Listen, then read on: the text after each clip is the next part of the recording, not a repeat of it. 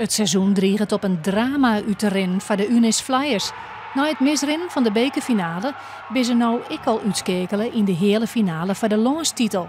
Op die half kregen ze maar 4-2 klop van de Nijmegen Devils. Ja, ik zat net ook te denken, het is voor psychologen, want we spelen 2-3 weken hartstikke goed. En dan hoop je dat mee te nemen in vanavond. En het was er nou nergens. Daar lieke het in eerste helemaal net op. Na 52 tellen zette Marco Posma de Friezen al op voorsprong.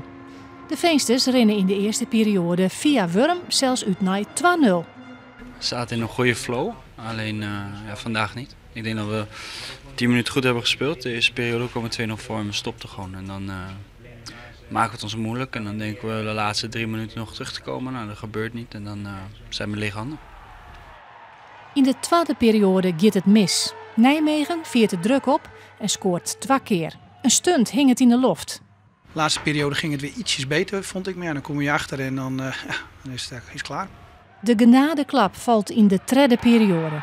Jeffrey Melisant helpt het verwoestend uit en de Flyers binnen verslaan. Het enigste dat nog oerbluwt dit seizoen is de titel in de Benelux. Deze doet wel heel erg pijn en die zal nog wel even pijn doen. En ik ga woensdag ook niet kijken. Dus we moeten van de Benelux dan het maar het beste van maken.